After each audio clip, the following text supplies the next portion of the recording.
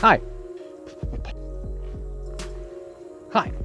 My name is Fredrik Bergström, aka Fred Rock, and I will be your host for this occasion. This channel is brand new, and I started it up because I wanted to teach people about the wonders of the program that we all love called Ableton. Now, the purpose of this channel is not to make super duper advanced videos.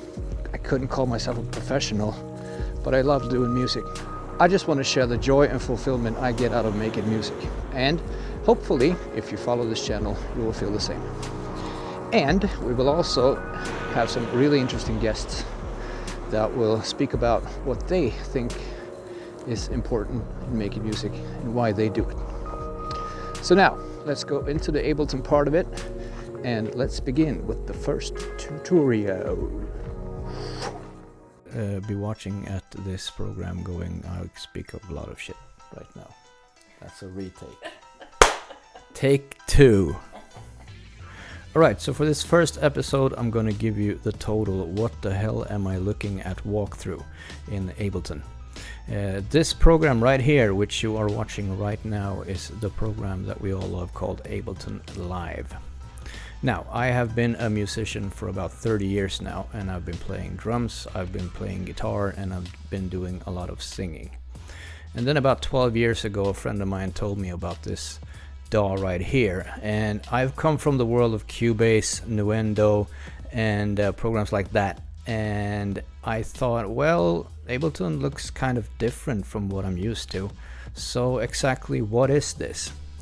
Now, my friend is a trance DJ and a trance music producer, and he showed me the wonders of making electronic music. So I started making my first hip-hop or big beat songs, I think you can call them, about 12 years ago. Now, the first thing I remember when I saw this was, what is this? It looks nothing like what I'm used to before, because neither Nuendo nor Cubase nor Logic nor Pro Tools nor programs like that does not look like this. And I think that's what actually eventually made me turn to this program, because it was something different, because I could do other things right here that I couldn't do before. Now, I had been mixing guitars and bass and drums and vocals and a lot in Cubase before this, before I landed eventually in Ableton. So I had no clue, because this is slightly different from what you're used to if you're coming from another DAW. So what we are looking at right here, and depending on what kind of Ableton you're using, this right here is the Ableton standard version. So I upgraded from Ableton Live Lite. I used to work in Ableton 8, but that was an old version of the program, and when I bought my first little MIDI keyboard, I decided to upgrade with the free version, the Live Lite version that came into this program. So what we're looking at right here are the channels or the tracks that you will be using in this program. Now, you might be asking yourself, Cubase nor the other programs I mentioned before does not look like this at all. Well, I'm going to show you why. Because the main thing about Ableton Live is the word live itself, and you're supposed to use it in a live setting. So that's the best part.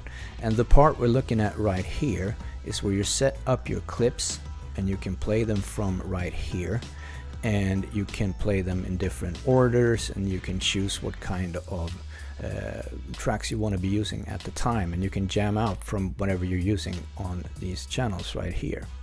So the thing I mentioned about the other programs looking kind of different is, I think, this view. So if you look up right here in the right hand corner, there's a little button with stripes going horizontal, and there's also a button with stripes going vertical. So if I click the one going horizontal, I'm going to land in this view. Now, this might seem a little bit more familiar than if you're coming from another DAW. If you are a first-time user of any kind of music software, this is what the other programs kind of look like. And the difference is, in Ableton you're using two of them. So right here we have the clip view, and here we have the arrangement view. So when you are making your tracks in here, you're going to first make your first MIDI clip. That will be for a later episode. You'll be making your first MIDI clip. That can be a drum loop, or that could be a piano, or what you decide to put here. And then you put it into the arrangement view and you arrange your tracks over here. Now, I know some people actually prefer to work in this view. I've never been that kind of person though. I like just putting everything up right here, so I can hear everything and hear what it sounds like before I put it in arrangement, and I can decide which pieces go where. So this is the first part you will be looking at when you are into the program. Now on the right hand side we have our sends. So we have a reverb, and we have a delay, and we have the master.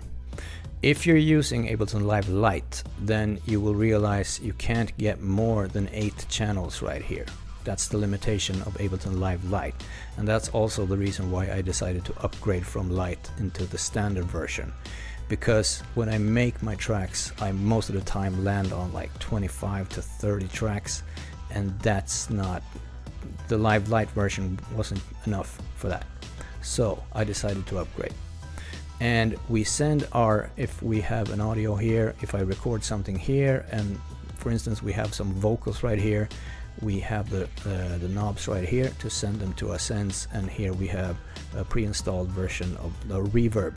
So we send that audio into the reverb, and we can decide how much of it we want by dragging this knob up and down right here.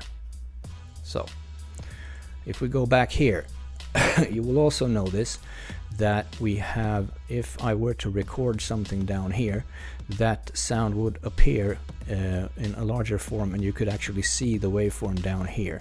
And then we can also, no clip selected, because we have no clip right here right now. And then we can also put our effects and everything down here. So everything, also a good point why I prefer using Ableton, because I can see all my effects working at the same time.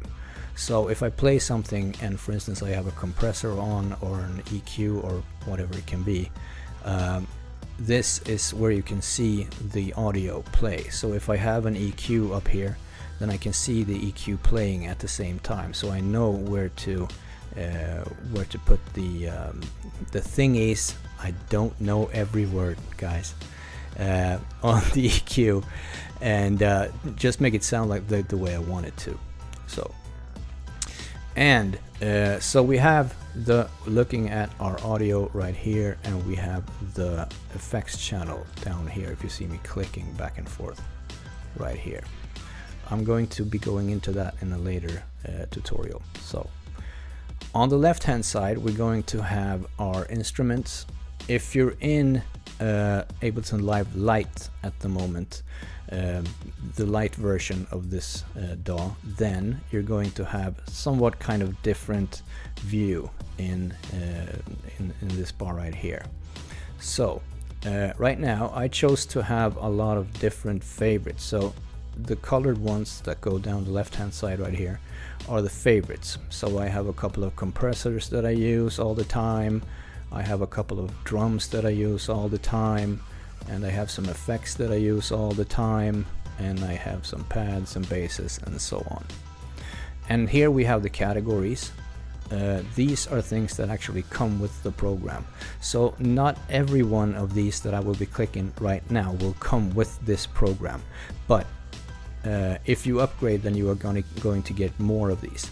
Now I'm not quite sure which ones are included in Live Lite, but some of these will be here. For instance, the one I always use, the piano, for instance, pianos and keys, and then I use one that's called grand piano. There we go. So that's included in Live Lite, so you can at least have to start a piano. You're also going to get a lot of drums that comes with the Ableton Live Lite version, but these are a lot more than I've been downloading since I installed this version of Ableton. So I have a lot of drums right here that I can pick and choose from. And if I click one of these, it's going to demonstrate how it actually sounds. Here we go.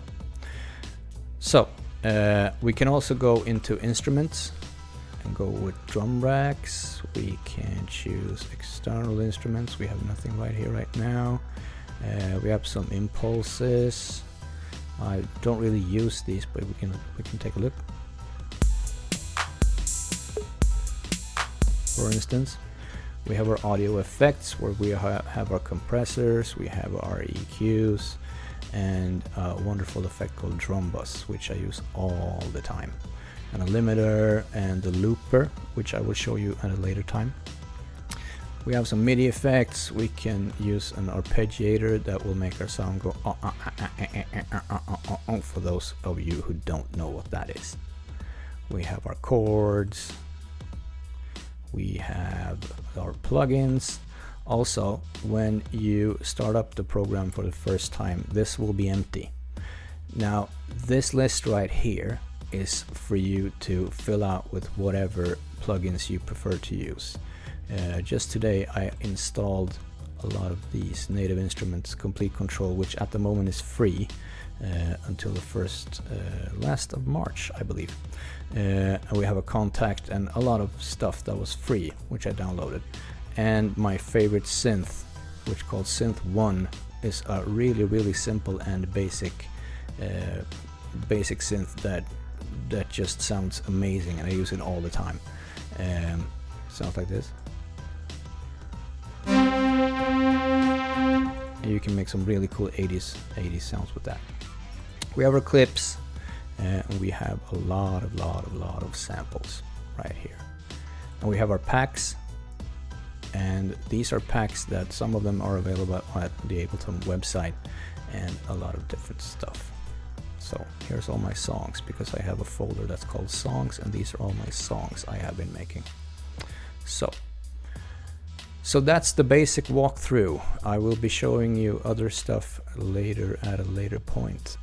And I will be making more of these tutorials just to get you smoothly go forward.